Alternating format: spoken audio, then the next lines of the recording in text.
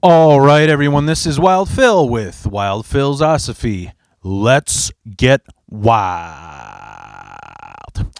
Okay, for today's video, I just want to let you know right away. It's going to be a long one. It's going to be a long one because it's been one that's been long awaited by some of you subscribers, some of you listeners. It's not a lot, but I care about people. What I'm talking about is, let's give a brief summary of what we're going to talk about today, okay? I'm going to give a quick recap from my first video that I have the most views on it still to this day, the Stay Away from Zyprexa video. So I'm going to give a recap of that, the aftermath, and then I'm going to review Zoloft because it's a big part of my journey of where I am till today. In the next video, I will talk about EMDR because that's ultimately what got me to where I am right now. Med-free, the most positive and happiest and peaceful I've ever been in my life. That will be in the next video. But today, like I said, recap, aftermath, and a Zoloft review. Okay? So first and foremost, I want to thank all of you that watched the Stay Away from Zyprexa video. What I want to talk about is, for those of you who don't know, I made a video. You should watch it, Stay Away from Zyprexa. And the reason why I made it is because what I realized that was fucking terrifying to me. This is like in 2019 when the lockdown first happened. A quick recap of it. I made this video in the heat of the moment. And by heat of the moment, I mean I was on this fucking med that's overprescribed. It ruins people's lives. It fucks you up. It guarantees you diabetes if you take it longer for like a year. They literally... When when these fucking vulture psychiatrists put you on Zyprexa, they have a plan of how long you should be on it, and in the plan is they will eventually put you on metmorphin, which is a diabetic medicine because you are guaranteed diabetes. And so I made this video in the heat of the moment, and I'm embarrassed of watching it because I'm so anxious and like. It reminds me of, I saw this video of Jordan Peterson doing like a psychology lecture, and this guy just runs up on stage and he's just like, please help me. I need help. I need help. That was me when I made that video because, yeah, I made it in the heat of the moment. Now I'm pretty more clear-minded, so I want to recap it. So what happened is 2019, I had a few horrible things happen to me. Just a few. Just a little bit. 5 members of my family died within 2 years. 5 members of my family died. I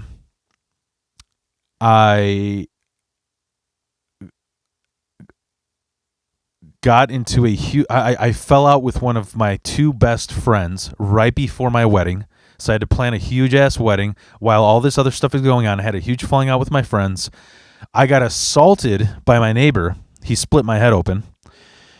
And if you want to know why, there's a comedic video I made called Polak on Polak Hate Crime. You can hear about it there. I'm not going to go into that. But I went through all these stressful things. And listen, here's the thing. I did what you hear everybody talking about. You know, Joe Rogan going, just try new mood. Try new mood. Take some L-theanine. Take some Alpha Brain. I tried it, okay? Then I heard Jim Carrey. He's like, now I paint. Now I splatter paints all over the place. I'm free. I'm Hollywood free, and I just take 5-HTP. I tried 5-HTP. I tried ashwagandha. I tried CBD. I tried all these I tried kava. I tried exercising. None of these things worked. They didn't work because in the end, I mean, this is just, I guess, a spoiler. Sometimes it just takes time. It takes time. And it takes processing, which I got through EMDR, which I will talk about in another video. But, so what happened is, around 2019, all these fucking bad things bottled up until finally I had family telling me, dude, I think you have to do the last resort. You have to go to a psychiatrist. You have to take something. So I got put on this Zyprexa pill, gained 60 pounds. I still can't take it off because it gives you brain damage. Zyprexa gives you brain damage. And for those of you who don't believe me, okay, real quick, I used to ride my bike 20 miles a day, 20 miles every other day, because I'd have a day of recovery. I used to ride my bike 20 miles every other day. By the way, this whole time, I would either do keto or I would do intermittent fasting. So I would either skip breakfast or I would skip dinner. So this whole time since then, I do keto. My diet is that same. And I never eat fast food. I never eat, like if I eat out, I eat like Thai food or Asian noodle food. Like that's my favorite foods. So I'm not eating unhealthy. At the same time, I'm either biking every other day or I'm running 6 miles a day or I did jujitsu and I cannot lose a fucking pound. This is what Zyprexa did to me. This is what it did to me. It's so funny when I go to the gym and I'm working next to like this steroided up bro and I'm literally going at it as hard as him. I'm going ham as hard as he is, but I have like a barrel dad bod because of this fucking pill. So I talked about it in the video. Basically, all this shit happened to me. I got put on 2.5 milligrams. Then they put me on 5. Then they immediately put me on 10, and that's when I started getting agoraphobic thoughts. I didn't want to leave my house. I was super self-conscious about even how I move my mouth and how I talk. I was like it felt like I was doing a speech in front of like a coliseum. I was so I've never been. I literally thought, I'm telling you this in all seriousness, I thought that that's it. I'm Sid Barrett status now. I'm going to be institutionalized. This is where my life of sanity ends. I'm going to be in a straitjacket bouncing off walls, just like every fucking horrendous movie exploits mental health. That didn't happen. And so what is the aftermath of this Zyprexa? So I got put on it for about 2 months, and I told you about the dosage. They put it up that fast. Once the agoraphobia is where I crossed the line. First red flag that I saw was how quickly it made me numb. I felt like the anxiety went away in like 2 days. I was like, something is weird here. It was so numb that I was getting hazed in my union job, and I was just like not reacting to it. It was the weirdest thing ever. Imagine somebody just screaming at your face, spitting in your face, calling you homophobic shit, and you're just like, good morning, So it was weird. But I drew the line, number one, when I started getting agoraphobic, and number two, no joke, I was having trouble wiping my ass because what I call my inner tube, like the donuts that they throw out, that lifeguards throw out to save you, my inner tube, I had to like put my leg up on the bathtub to reach to wipe my ass the way I used to. And I was like, holy shit, I gained 60 pounds in 3 months. It was crazy. So what happened? Well, around January, I started like in October, and around January, I was like, I went on these websites that I'm talking about. Like I said, luckily this technology, you have people reviewing, real people, their nightmares about taking this pill. And I went on all these websites and everything was like matching up with what I was going through. And I was like, you know what? There are people on this who have been on this pill for 10 fucking years and their lives are ruined. Their lives are brain damaged. They're never going to fucking like be the same again. I've been only on it for 3 months. I have a chance. So how did I do it? I know that's this is why you supporters, you warriors out there who are going through the same thing, why you wanted an aftermath video. How did I do it? You know what I did? There's a movie that I watched when I was in my teens called Trainspotting. It was about 4 teenagers, I think it's in Ireland, and they're all heroin addicts. And the one guy really wants to get off of heroin. He really wants to get his life together. So what does he do? He gets a 5-gallon bucket, a wet sponge that he can bathe with, a bucket to shit and piss into, a sponge so that he can bathe himself, and he nails himself shut in his room so that he can go through the heroin withdrawals. Which, by the way, is hilarious because after doing some research, Heroin withdrawals don't last as long as this movie showed it to be. I mean, it was like 3 full days. But Zyprexa withdrawal, I was on it for 3 months. October, November, December. When I was around mid-January, it took me 3 months of withdrawals to get off of it. It took me 3 months, and they were. I kept telling myself, my wife is the best person in the world for supporting me, because without her, I wouldn't have been able to go through it. I wouldn't be talking to you right now, because she's just like, listen, just just small goals.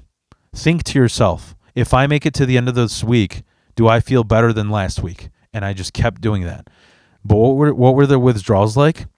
The first 2-3 weeks, I was vomiting violently. The first 2 weeks, I was vomiting so much that I almost ended up in the ER for dehydration. But I just kept. All I drank was that Pedialyte, the little like baby electrolyte shit. All I drank was Pedialyte. The only thing I ate was bread, because it was the only thing that I wouldn't throw up, like that shitty American, what is it called, the Whopper bread, or I don't know what it's called. It's with the polka dots, but it's like butternut, just white bread that you make with PB&J. That's all I could keep down. After those 2 weeks, I got a little bit of motivation, a little bit of confidence. I was like, all right, I'm not throwing up anymore. I started eating. I still felt nauseous. And I was like, you know what? There's people who feel this nauseous after COVID. So keep going, bro. Keep fucking fighting. Keep your head up. So I kept going. Do you know what the hardest part of the withdrawals was? All 3 months. I am not joking. I was graciously grateful that I was laid off and didn't have a job at the time, because every single 2 hours I broke down crying. I was crying like when people go home after a breakup and they take a shower and they curl up in a fetal position and they're just sobbing in the shower.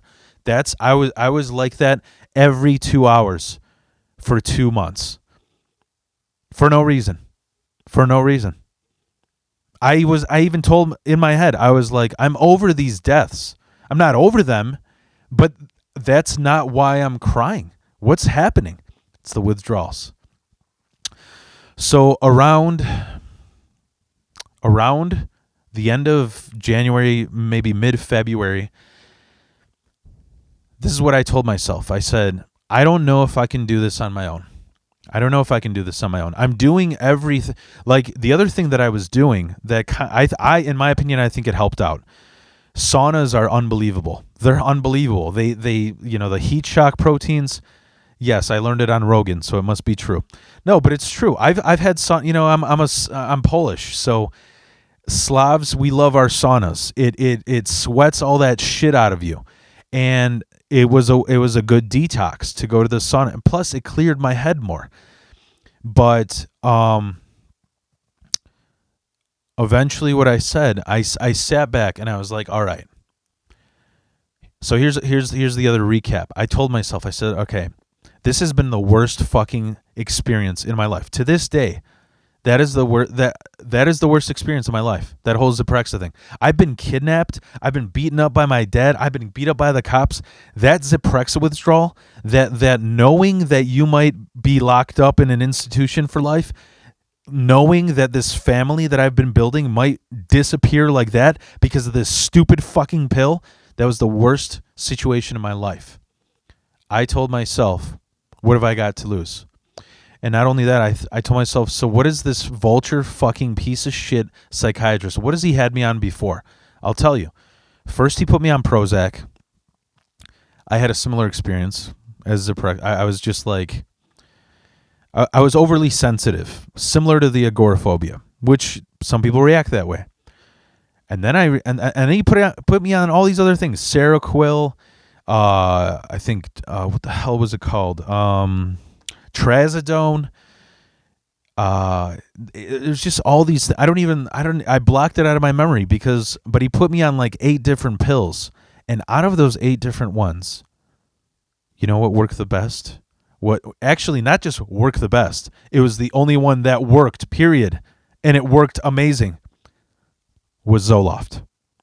Now, before I get into my Zoloft review, before I get into that, I want to give an update on the whole Zyprexa thing for my listeners, of course. Anybody who enjoys these videos, who enjoyed the Stay Away from Zyprexa video, I urge you. He only covers it for about 20 minutes to a half hour. But guess what? In the Stay Away from Zyprexa video, I was talking about Eli Lilly, which was, I'm still confused whether it's the guy's name or it's the name of his company or both. The guy who made Zyprexa, okay, one of his employees, I think his name's like Brigham Bueller, was on Joe Rogan. I get it. A lot of people hate this fucking meathead midget, all right? But it was a good episode because his employee, Eli Lilly's employee, was on Joe Rogan, and he talked about what happened with Zyprexa. What I was talking about this $6.5 billion lawsuit. I'm not going to go over it again. Just watch this Zyprexa video or just look up Zyprexa or the Zyprexa papers on Wikipedia, and it will blow your fucking mind because it's unbelievable what they did to these people. Unbelievable. It stamped me that I cannot trust doctors. And this Brigham Bueller guy who was on Joe Rogan explained a few more things that I think that these listeners, you guys, would be interested in hearing. One of the things that absolutely got me steaming, like I felt like I could hold a hot coal in my hand and I wouldn't feel the pain. I was so angry. What I read was this guy, Eli Lilly, that made Zyprexa. Not only was he so here's what happens with pills that I've learned from that episode. Here's what happens. A pill you need to put in millions of dollars to get a patent for a pill. And so you start this pill. So for example, Zyprexa, it was a pill made for schizophrenia. That was its original and main reason that it was made. So here's this pill. Oh, here's Zyprexa, or what's the other name? Olanzapine. That's the generic name. And this is to treat schizophrenia. So they got this patent for it. Turns out, whether it was helping schizophrenics or not, it wasn't helping that much. All of them were dying from diabetes. They tons of people were dying from diabetes. They were immediately getting diabetes. And so what this Eli Lilly guy does, I'll tell you why they were dying from diabetes in a second, but let me tell you how fucked this whole big pharma mindset is. So we have this pill that's made for schizophrenics that we have a patent for. Well, we don't want to take this pill back and re-engineer it. You know how much money we put into this? I mean, we make hundreds of billions of dollars a year, but maybe even a month, but we don't want to get another patent. So what they do is they use the same pill, but they say that it's for a different use. And then guess what? The FDA doesn't have to look at it again because they already looked at the makeup of it for the quote-unquote schizophrenia treatment. So now Eli Lilly says, you know what? Well, actually, this pill is good for bipolar. And now they re-release it. And all these bipolar people get their lives fucked over because of this guy's greed. And then guess what? All these bipolar people are getting diabetes, and they're having all these horrendous side effects, tremors, obesity, agoraphobia. Look it up. Look up the reviews of these people. It just, I don't even want to look it up. It brings me sadness. And then he gets into another lawsuit that, all right, now he's fucking over schizophrenics. He's fucking over bipolar. So guess what? Guess who this amazing person is going to take advantage of next? The elderly. Because one of the side effects that I forgot to mention in this video, but in my last video, one of the things that really freaked me out when I was on Zyprexa was when I didn't use an alarm clock, you know, like when you sleep in on the weekends, I slept 14 fucking hours. I haven't slept that long since I was a child. where you go to sleep, at 10 p.m. and then you're like, oh shit, I missed Saturday morning cartoons because it's 1 p.m. That's another side effect. So Eli Lilly goes, well, we lost all this money in this lawsuit with schizophrenics and bipolar. Let's just prescribe it to people who have trouble sleeping. Once again, bypass the patent, re-release the pill to fuck over other people's lives. And what do you think happens when the elderly who are at the last thread of their life are now getting diabetes? It just kills them. Thank you very much, Eli Lilly. So what else did I... So here's the thing that angered me so much that I learned it on Rogan. After he went through all these horrendous fucking things of these side effects, these lawsuits with Zyprexa, guess what this genius comes out with next? He invents insulin. So this whole time that all these effects were happening with Zyprexa, instead of trying to get it off the market and help people out, he said, you know what? Well, this is how big pharma works. We're going to fuck them up with this. What can we do next that's going to treat what fucks them up? And so he makes insulin. So this whole time, he knew what this pill could do, but he just wanted to milk it until it was dry, until these cow titty udders were beef jerky. That's how much he wanted to milk it. And then he made insulin. That incredibly fucking pissed me off. Now, of course, Rogan was like, well, how the fuck are they prescribing this shit to people? How is this possible? I'll tell you how. Because what Big Pharma does, it isn't illegal. It's just sociopathic. What they do is, okay, so we have these doctors, right? These people who genuinely, most people who become doctors, let's say 50% of them do it because they have parents who have also been doctors. Another 50% do it because this topic is interesting. I would say of that 100%, maybe 80 of that percent are doing it strictly because they care about people. They want to be doctors. They want to help people. So what do? Med school leaves you in hundreds of thousands of dollars in debt. So now when you're hundreds of thousands of dollars in debt, how are you going to make money? How are you going to make extra scratch? How are you going to be a real rich doctor? Well, what you do is, as a doctor, you overprescribe shit. Luckily, I have a good doctor who already has his loans paid, who doesn't need to make extra money. So when I ask him, hey, I'm feeling a little blue, he tells me, exercise, and why don't you take this vitamin instead of, well, we've got a fucking buff. He opens up his trench coat like a fucking drug salesman in New York. Well, we've got this buffet of benzos, of antidepressants, of antipsychotics, and then he gets like a 20% cut every time he prescribes it. Listen to that Rogan episode if you don't believe me, because this is the guy's employee. I might be getting some things wrong, I'll be honest. So I mentioned before about, so how does it give you diabetes? I'll tell you how, because basically it fucks with your histamines. That's why they say when you take too much antihistamines like ZQuil or NyQuil, it fucks with your metabolism. So I think it's something like when you exercise, it releases the stress hormone that tells your body to fight off fat. Well, when you get on things like Zyprexa or antihistamines, it blocks those things. The difference is antihistamines do it for a temporary moment. Zyprexa changes your brain chemistry.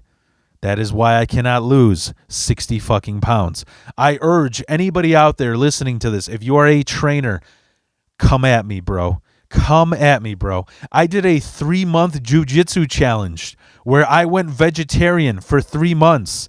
And I went 4 times a week. I couldn't fall asleep because of how sore I was. I had to take Tylenol. So I threw up in my mouth the first week every single day because of how hard I was going at it. And I still didn't lose a fucking pound.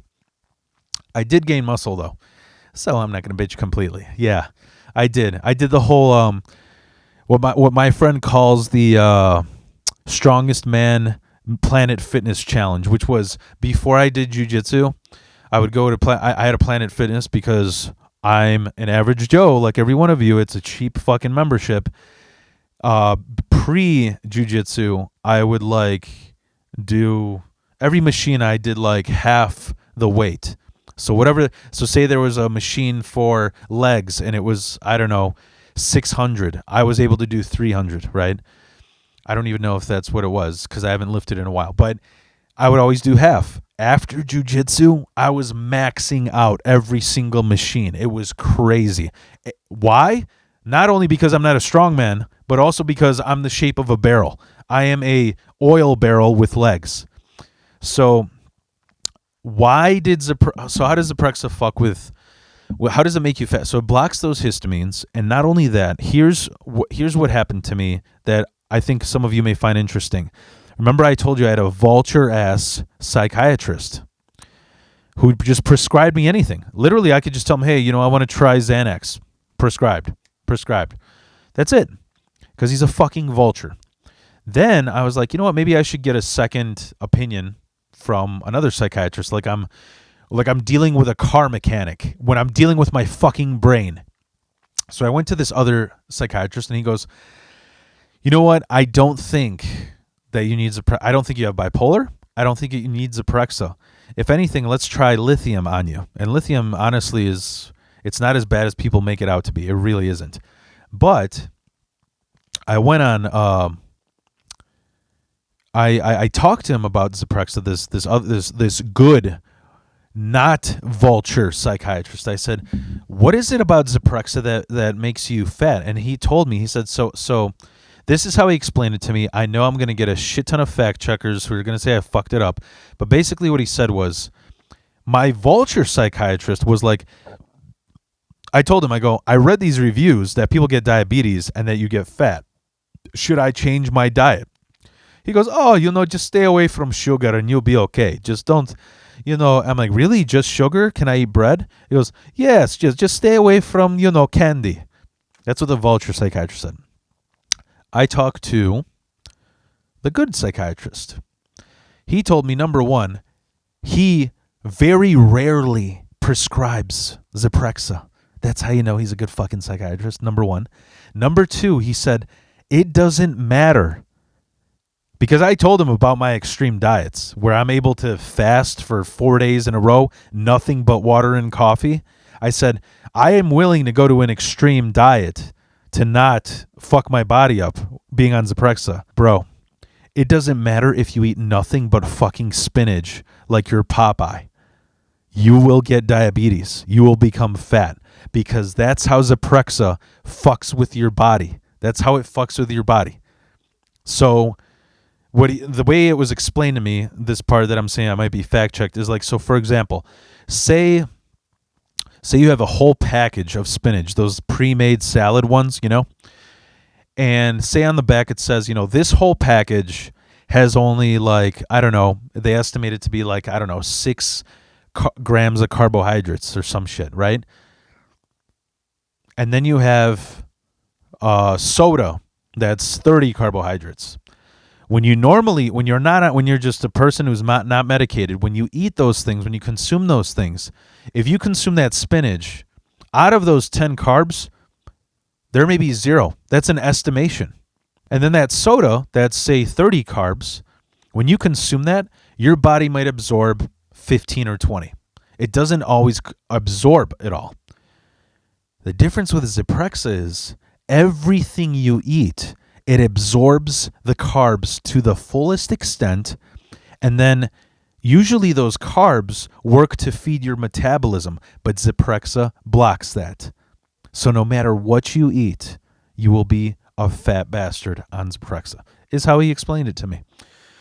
So that's the explanation. So I don't know how long we are into this video, but moving on. So let's talk about where I was in January when I got off of Zyprexa. So yeah, I had 3 months of throwing up. Well, 2 weeks of throwing up violently, not being able to keep food down. Every 2 hours, a panic attack for 3 months. wondering, am I just going to be crying for the rest of my life? You know, if I was Snow White and the Seven Dwarfs, if I was a dwarf, I'm the crier. I'm the crying dwarf where I just cry for the rest of my... I'm not even trying to be funny. I think one day I felt dehydrated because of how much I was crying. I had raccoon eyes. So, like I said, I told myself in mid-January, I said, I can't do this on my own. But the one pill that I was on that really helped me out was Zoloft. And to this day, it's not flawless. I will go over... So, yeah, let's talk about the flaws first before we... Well, okay, what do we talk about here? We did the recap. Let's talk about what is Zoloft first, right? Zoloft is a selective serotonin reuptake inhibitor, SSRI. So it's an antidepressant, and it is non-addictive. It is awesome. It is absolute...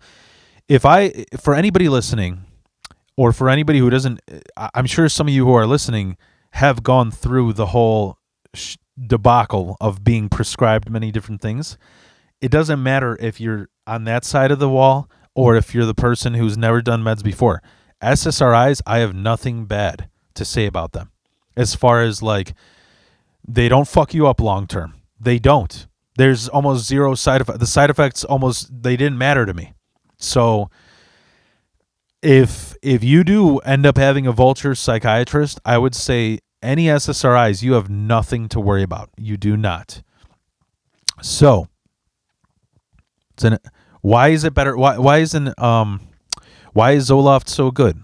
Well, let's talk about this. First, I will give you a scientific explanation of why SSRIs are good. For anybody who doesn't know what SSRIs are, like I mentioned, you know, selective serotonin reuptake inhibitor, but those are things like Zoloft, Prozac. I think Paxil is, I might be wrong about that one. Or, you know, there's the generic name for Prozac, which is fluoxetine, and the generic name for Zoloft, which is sertraline. They are serotonin reuptake inhibitors. What does that mean? Why are they better than something like a benzo or, you know, like Xanax or Klonopin or Valium? Why are they better? I'll tell you why. Because, well, let's first of all, I wanted to mention some just real quickly before we get into that. What made Zoloft better for me than, for example, Prozac or Paxil? Well, I did Prozac and Paxil, and I got for some reason it got me sensitive. It was weird. Like I was like offended easier. I took things more personally. It was weird. It works differently for each person, and to be honest, I'm going to tell you the fucking truth like an average Joe. Scientists don't even know the reason why. It's different for each person. I mean, everybody has a different DNA makeup, so who knows? But for me, Zoloft worked. And one of the things that I found pretty interesting was that for a little while, I'm just going off this side tangent. OCD. I used to think OCD, you know, like I said about in my other video, I was talking about mental health. Here's the thing about, Jesus fucking Christ, I am going all over the place. I'm going to go in order. Okay. I was talking about, all right, let's talk about this OCD. All right. So some people see, I mentioned this in a previous video, but problem is in America, everything is overprescribed. And the way our work-life balance and fun life balance, what I consider life is doing things that are productive, whether it's exercising, spending time with your family, or creating things. The amount of time that you spend doing those things should be equal to how much you do phone time, screen time, or work. It should be equal. Obviously, in capitalism, we spend more than half of our fucking lives in a work building. And I mentioned this in the previous video, like I said. You know, it's funny. I was arguing with one of my worker friends who's like, I was telling him, I'm like, you don't understand. In Europe, you get like 2 months off for mental health. Not for mental health, for vacation. And he goes, that's fucking crazy. What are they all lazy over there? And I'm like, well, can you guess why America has a mental health day? All you get is a day. You get a whole day to not be crazy. That's why there's a mental health problem in this country. That's why Europe doesn't have mental health days, because we don't prioritize work, because we don't choose work as our fucking identity. That's why, bro. Do you realize how many suicides there were in lockdown? The reason why is because in this fucking country, that's all you got. If you die, you're only remembered for your work. Not me, but that's what culture in America is about. All these guys that were in unions or construction workers or whatever the fuck, that's all they identified with. Me, I played some guitar. I wrote 2 albums. I started writing a book. I was thinking about becoming a motivational speaker. I started doing stand-up comedy. So I was okay. But when you prioritize work over family, over relaxation, over decompression of everything, you're going to have a mental health problem. So, anyways, the reason why I mention all this is because in America, when you get diagnosed with something, people always, we live in capitalism, which is 2 extremes. And so because we're groomed to that type of culture, when somebody tells you you're diagnosed with depression, bipolar, whatever, you immediately think to yourself, okay, before I walked into this vulture psychiatrist office, I was normal. But now I'm Kanye West, the worst of the worst, right? Now I'm schizophrenic as Sid Barrett, it doesn't work that way. I wish there was a meter that could measure things, because what I'm going to mention in the EMDR video is that, you know what? 100% of people have a mental disorder. The difference is they manage it.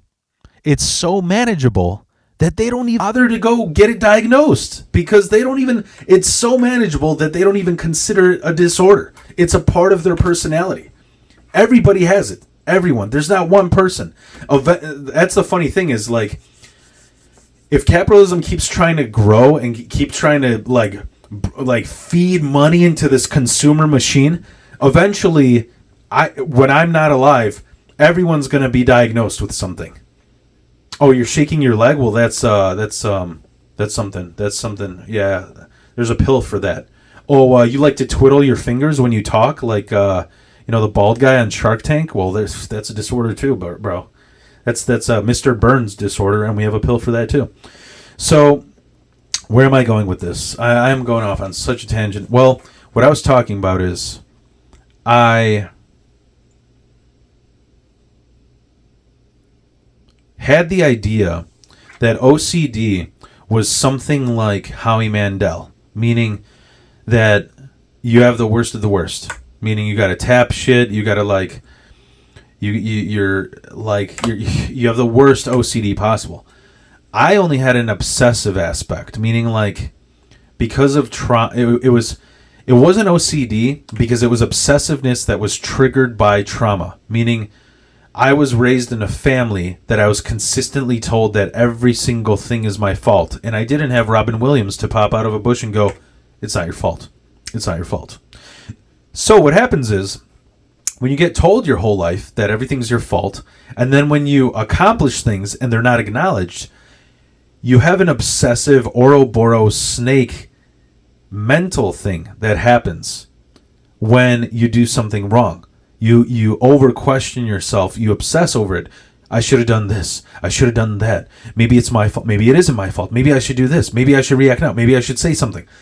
You obsess over it. So the reason why I'm mentioning it is because, weirdly, Zoloft, out of the SSRIs, has some kind of properties that help with OCD. So I was saying, what makes Zoloft better than other things for anxiety or panic or bipolar or any of that, right? Here's what I'll say.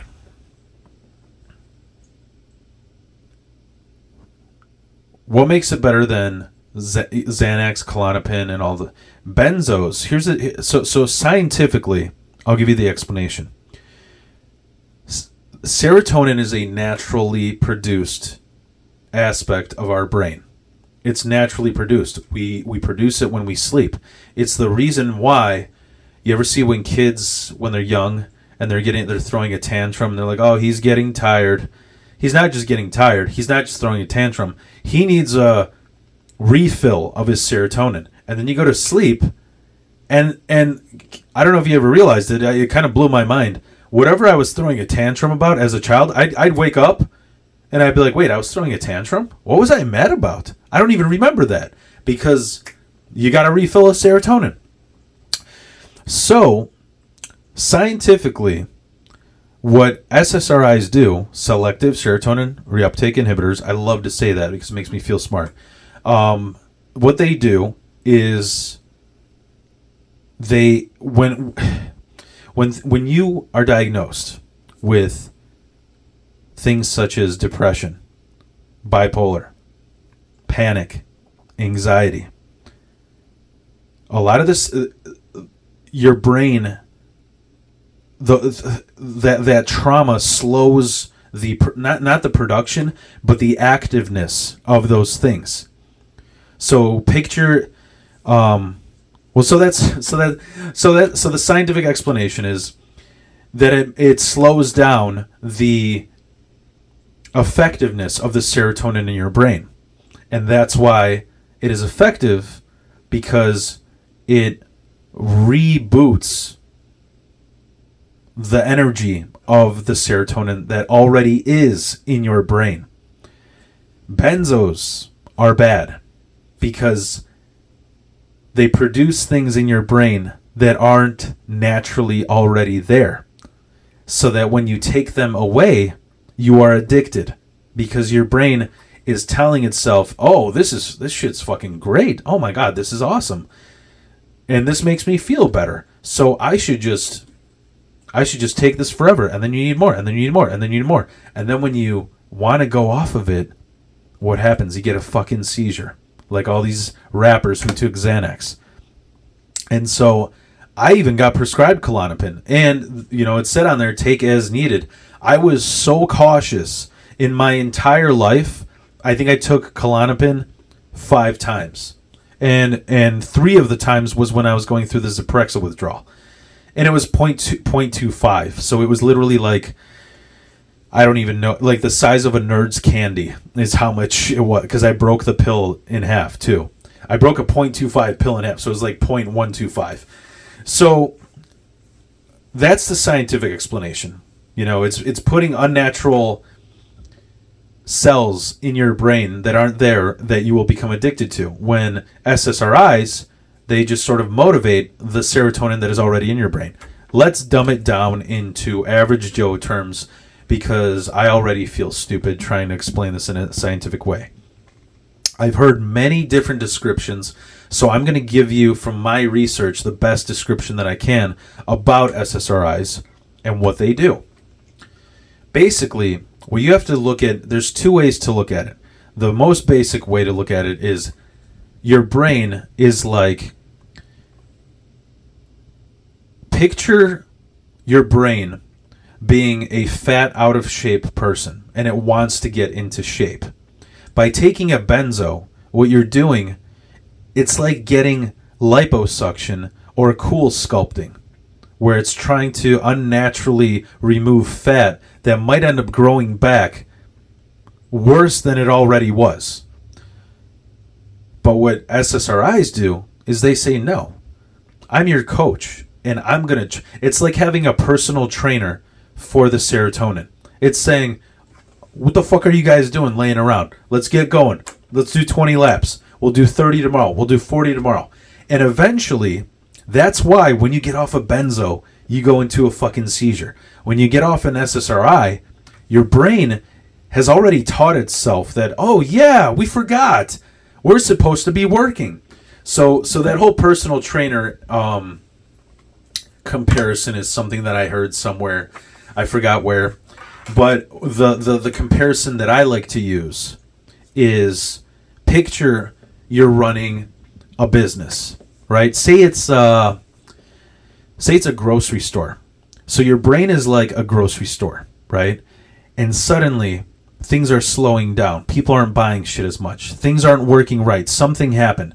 So let's compare a grocery store to your brain, and let's compare a recession in the economy to depression. Something happened traumatic. That's how all of these disorders are triggered. They're always triggered by a death in the family, or a breakup, or maybe a death of a pet, and things slow down in your brain. The grocery store isn't getting as much action.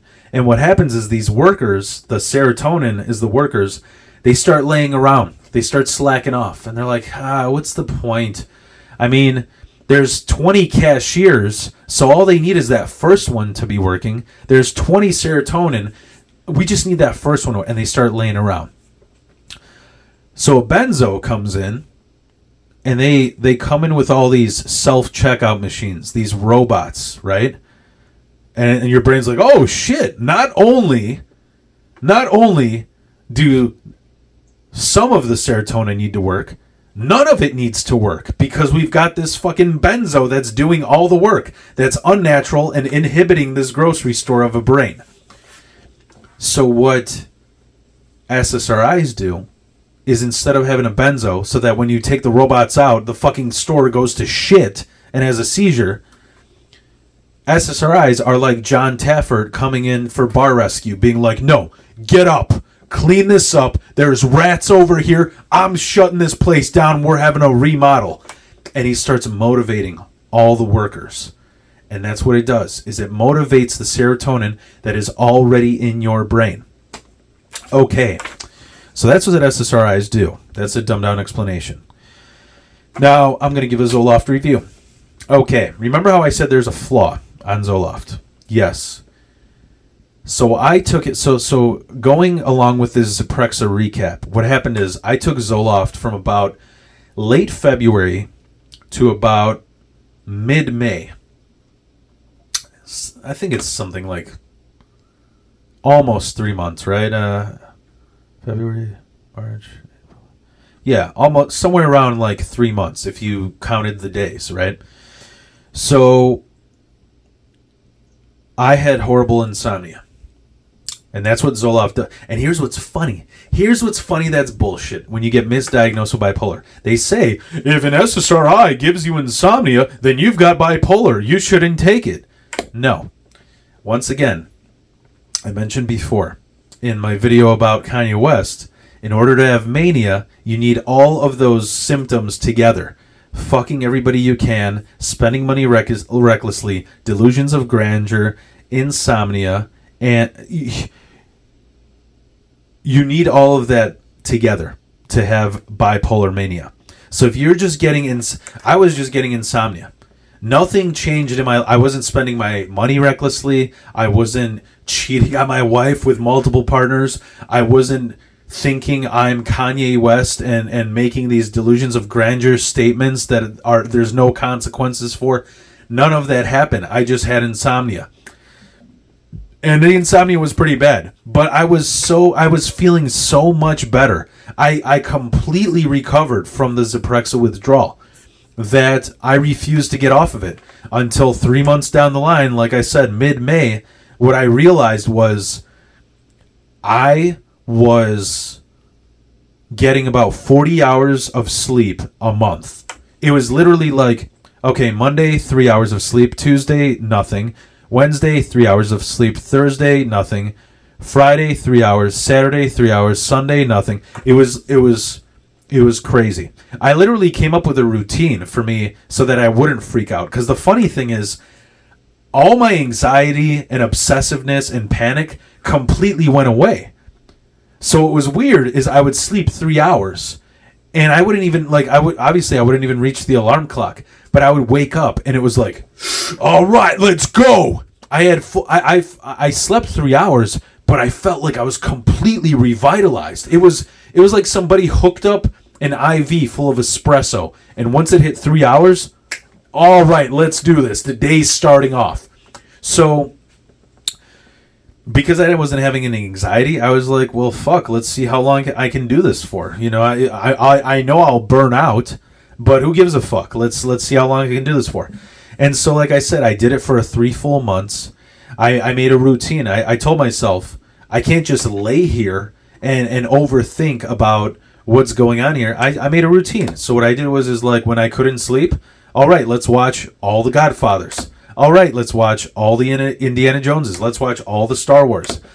And eventually when I hit mid-May, I was so burnt out that I couldn't pay attention to people talking. I couldn't understand. I couldn't concentrate. I could feel that I was burnt out. I felt like a machine. I felt like a car that was supposed to get an oil change at 3,000 miles, but I was at like 10,000. And so I had to get off of the Zoloft. So as far as what it helped me, let's talk about how it helped me with Zoloft. So they say SSRI side effects, lowered libido. Didn't happen to me. I actually had a friend of mine who said that when he took Zoloft, he had a higher libido. So it affects everyone differently, and doctors want to pretend like they know why, but they don't. So libido wasn't affected. Like every SSRI, it takes about 2 weeks to work. So if anybody is thinking about it taking it, you got to go through the first 2 weeks. The other thing, the best way that I explain it is being on Zoloft or any SSRI to me was like, up until that point, I felt like Dorothy in Wizard of Oz, where everything's black and white. This fucking witch just took your dog away, and your family's farm is like, you guys are already poor, and now there's a tornado and throwing you in, like everything's going to shit. And then suddenly, after you hit that 2 weeks with Zoloft, one day you just wake up, you open the door, and everything is colorful. Everything. I don't want to say it like it's a hallucinogen, but it was just like, I was like, wow, life actually is worth living. Life is so much happier. There are so many. Everything is so unbelievably fantastic. It's beautiful out here. It was a good. I haven't felt that way for a very long time, and that's what Zoloft does. Now, before I go into, so let me just, I'll tell real quick that the conclusion of Zoloft is that why it's so good, why it was so good for me, is it does give you permanent effects. What it does is, like I said, you got this raggedy shithead grocery store of a brain that isn't being run properly because you experience trauma, because things slowed down, the serotonin slowed down, right? So now when you put your brain in this cycle of doing well, of producing serotonin regularly, of being happy, of things running right, your brain gets used to that cycle. And to be honest, it is now almost November of 2022, and I've had maybe one time that I've cried since May, June, July. So that's like 6 months of zero anxiety, zero crying. What happened? I'm not going to put all the credit to Zoloft because I'm going to talk about EMDR in my next video, which is the real cure for everything. But I will. What I was going to say is that is what Zoloft does. It refreshes your brain to not be such a downer, to properly regenerate serotonin, and to basically be yourself before whatever trauma that you faced that triggered this depression, anxiety, panic. So now the last thing I will say that I wanted to talk about for anybody listening that's going to be freaked out, what I've heard a lot of people talk about is the nightmares that you get from taking SSRIs. There's a shit ton of nightmares. A shit ton. If you want to hear some of the nightmares that I had, bro, I'm used to vivid dreams because I take medication for seizures. It doesn't affect you neurologically in any way. So that's but that's a medication that I have to take for life. But what I will say is I'm used to vivid dreams because of that medication.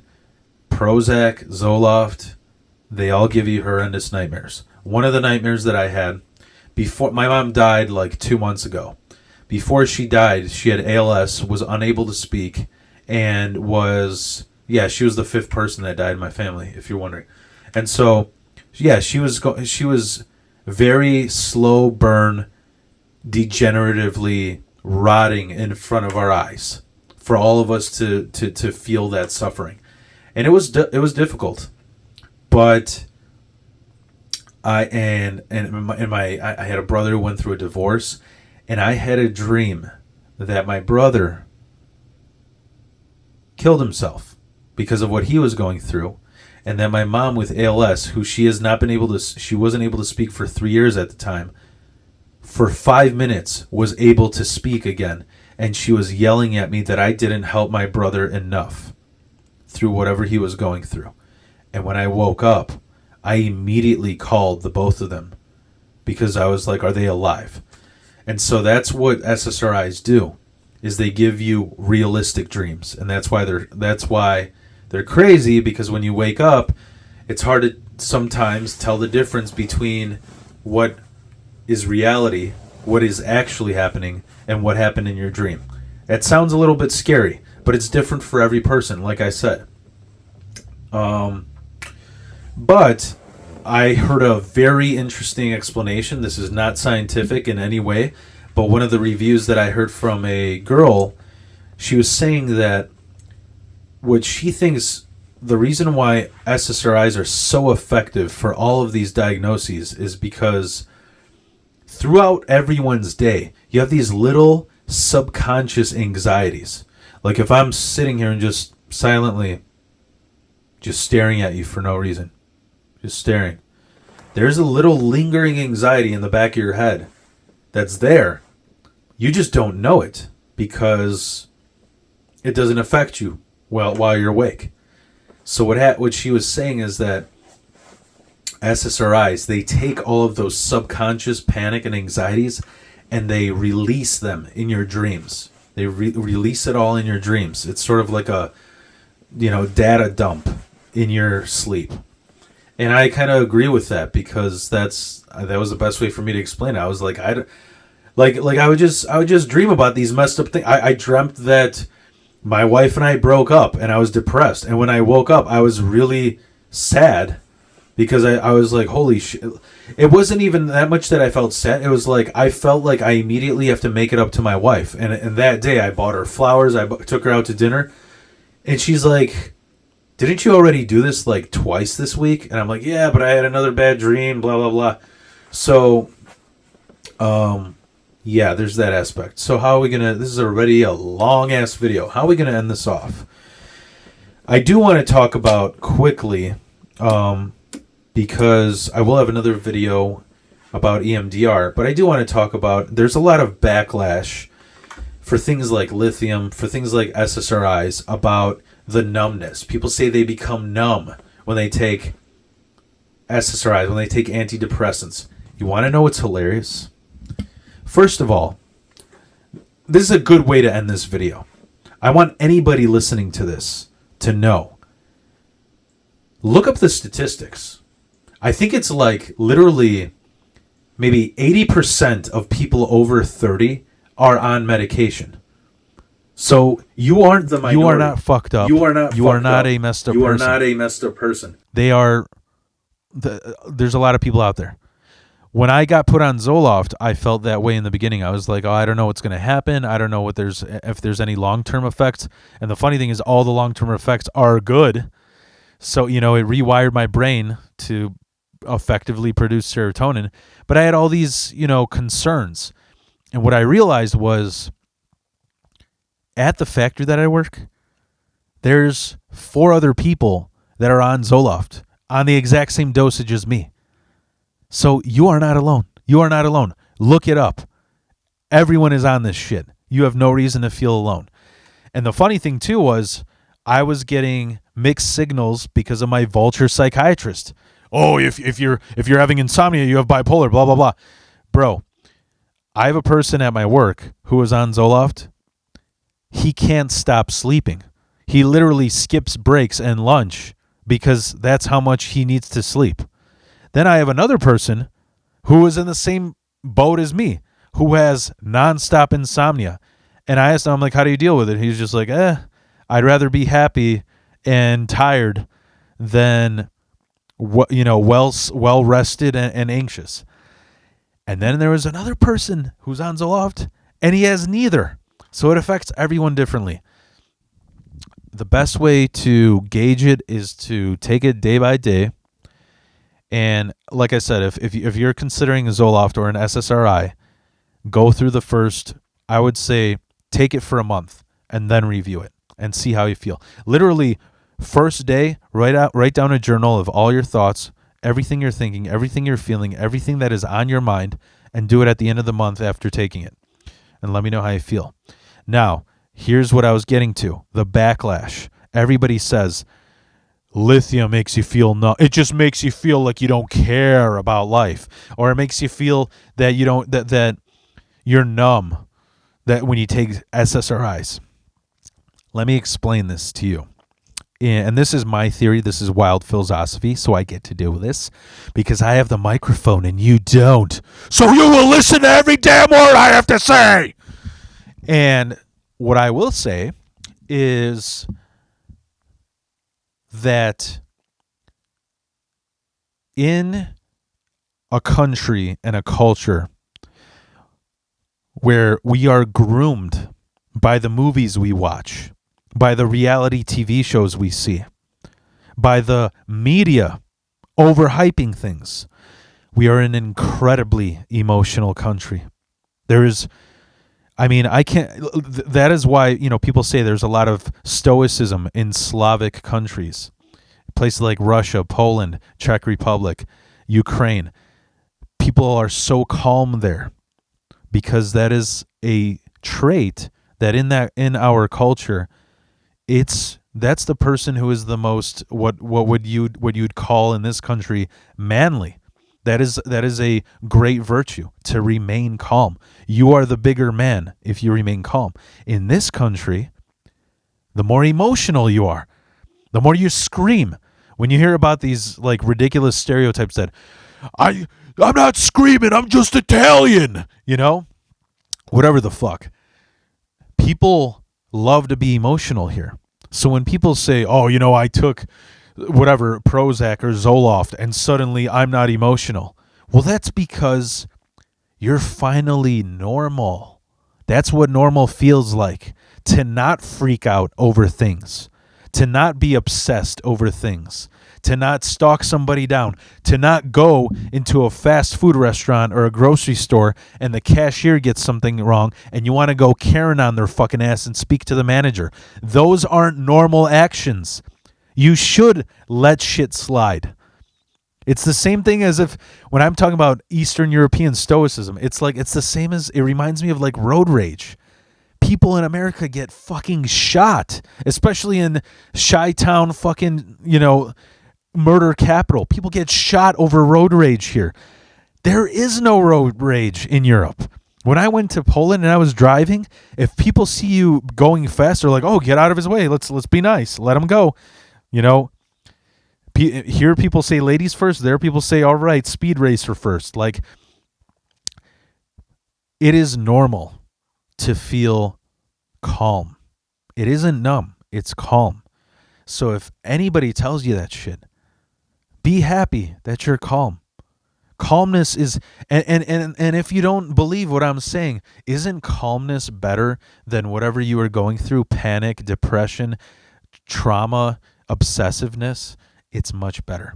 So I think that's everything that I have to say about Zoloft and about SSRIs and about what I went through. I hope that this is a cool, long-ass video that I've ranted on. I really thank you for staying all the way till the end. Please, I am amazingly grateful for all the people that are going through stuff, and I am genuinely here to help other people. Every single comment that I got on Stay Away from Zyprexa, I either responded to or I even privately chatted with, because I care about you people out there. And it isn't without you that this podcast, it wouldn't exist. Obviously, most of my episodes are dark humor now that I'm a very edgy stand-up comedian. But I do like to talk about these things that could help other people. I like to get my karma points. So what I want to say is thank you for hanging on. I hope you enjoy this video. Please, if you want to share it with other people going through the similar things, be my guest. Like I said, there's this podcast. We're on Spotify. We're on all podcast networks. I think we're on Apple as well. I have a YouTube channel that this is going to go on, Wild Phil's Osophy. It's all Wild Phil's Osophy, 3 words, Wild Phil's Osophy, because somebody made it with 2 words, and that's not me. I also have an Instagram, and if you enjoy dark humor, check out some of my stand-up as well. Anyways, keep on keeping on. You got to roll with it. You got to take your time. Roll with it. Thank you for getting wild. Peace out.